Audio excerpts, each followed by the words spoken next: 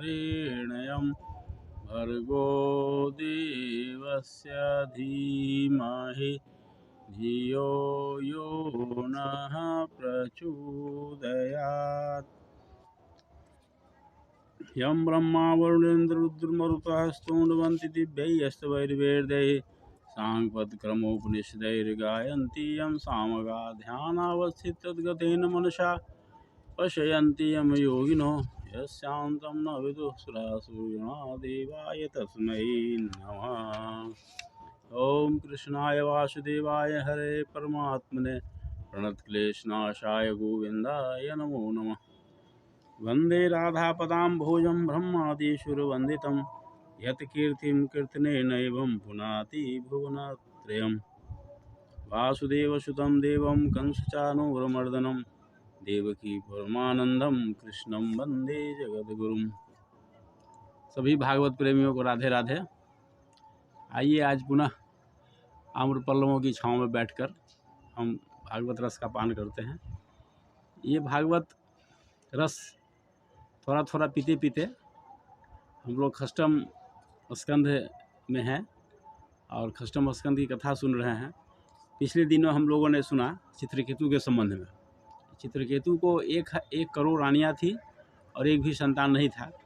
एक रोज़ अंगिरा ऋषि उनके पास आए तो अंगिरा ऋषि ने उनसे उनके शोक का कारण पूछा कि राजन तुम क्यों दुखी हो।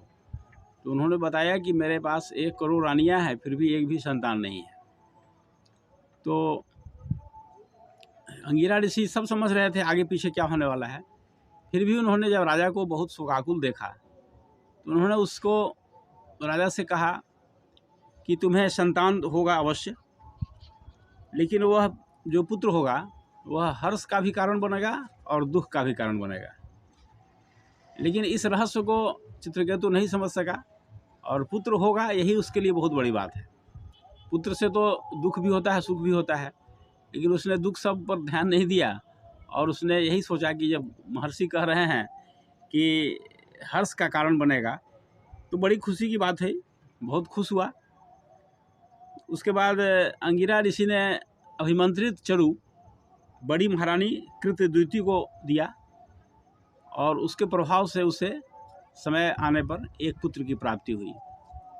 जब बड़ी रानी को पुत्र हुई तो अन्य सभी रानियां उससे जलने लगी।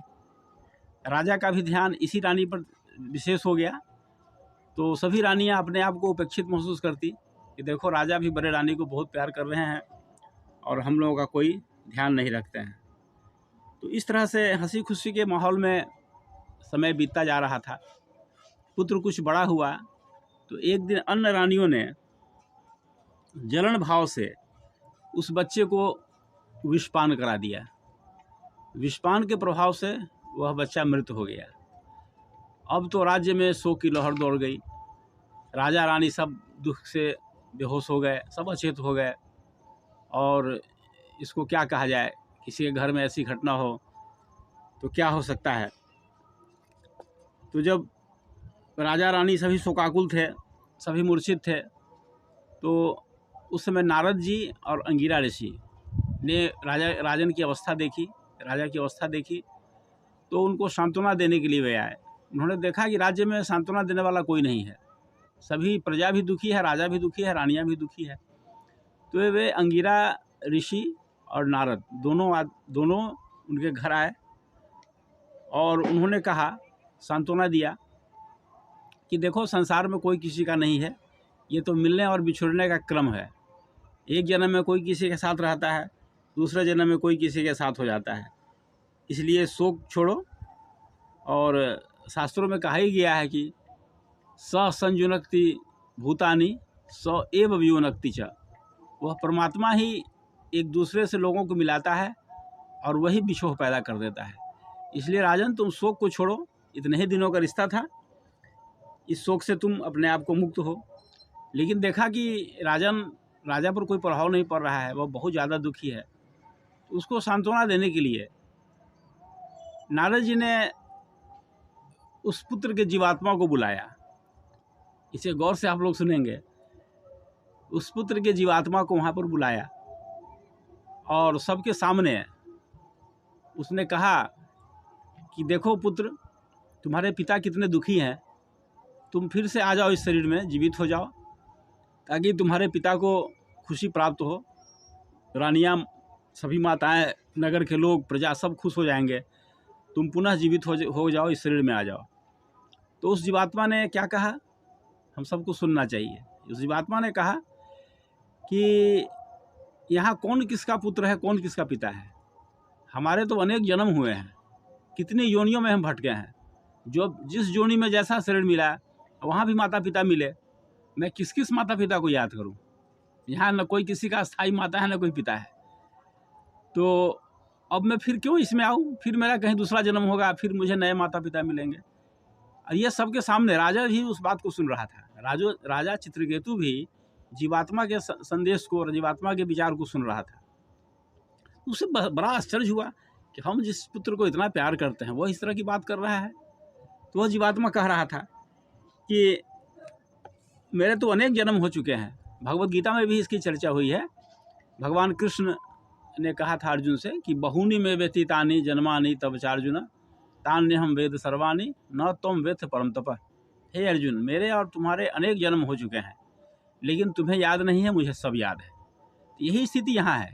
भगवत गीता के श्लोकों की वास्तविकता यहाँ प्रकट हो रही है। यह कितना, जिनको शंका हो इस बात पर गीता में क्या लिख दिया गया, इसका यह प्रत्यक्ष प्रमाण है। शास्त्रों में इसका विस्तार किया गया है कि जीवात्मा किसी भी हालत में लौटने को तैयार नहीं हुआ, और वह बार बार यही कहता रहा कि मेरे पिताजी हैं। ऐसे तो कितने पिताजी मेरे हर शरीर में मिले हैं, जिस जन्म में गया, जिस शरीर में गया, वहाँ माता पिता सगे संबंधी में मिले, मैं किस किसको याद करूँ। और इस तरह से वह बिल्कुल इनकार कर दिया। यह सब सुन कर के राजा को बड़ा आश्चर्य हुआ, और यह जीवात्मा फिर कहकर चला गया, लौटा नहीं, फिर जीवित नहीं हुआ, जीवात्मा चला गया, शरीर वहीं पड़ा हुआ था। तो यह देख कर के राजा को बड़ा आश्चर्य भी हुआ, और इस तरह से राजा शोक मुक्त भी हो गया। जब वहाँ उसके सामने जब ऐसी बात हो गई तो राजा शोक मुक्त भी हो गया, और उसके मन में वैराग्य भी प्रकट हो गया।